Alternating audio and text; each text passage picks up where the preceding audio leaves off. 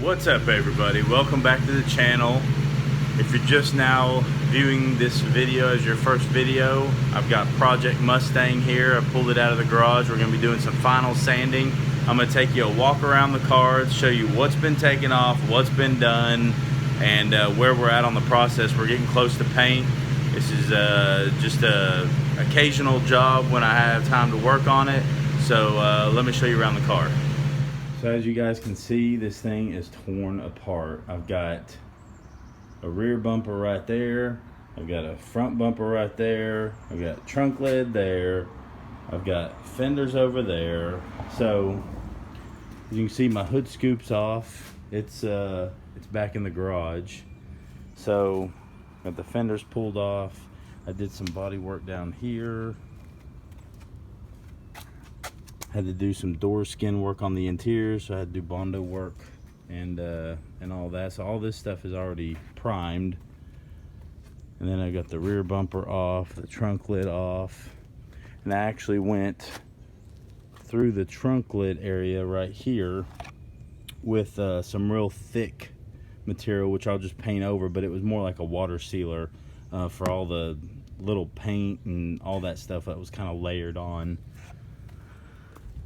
So not a lot of, or any Bondo work hardly over here. A little bit of sealing work right there, and up here I did some glazing putty work right there, but it's already sanded down and primed and everything. So that's where we're at. So I got my fenders, the big gray primed areas. That's where the anniversary edition emblems were. But when I went to pull them off, it peeled off like 3 layers of paint because they just taped them off, I guess, when they did it. So it brought a bunch off, so I had to Bondo over some and do some glazing putty and all that. But that's where we're at. I picked up some new side scoops at the junkyard because mine had 3 layers of paint and some of it was chipping. So in order to get it all the way down, it wasn't sanding real well. So I just went out and picked up some used ones at the junkyard, along with some side skirts. Had to pick off of 2 different cars because of one piece was bent up or messed up or something. So my side skirts had 3 layers of paint on them as well.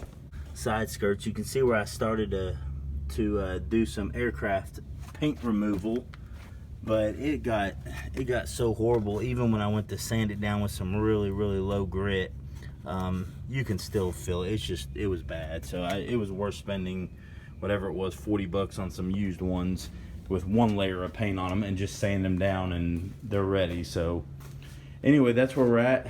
So today we're gonna do some, if you can see that, final step of your prep. This is final sand.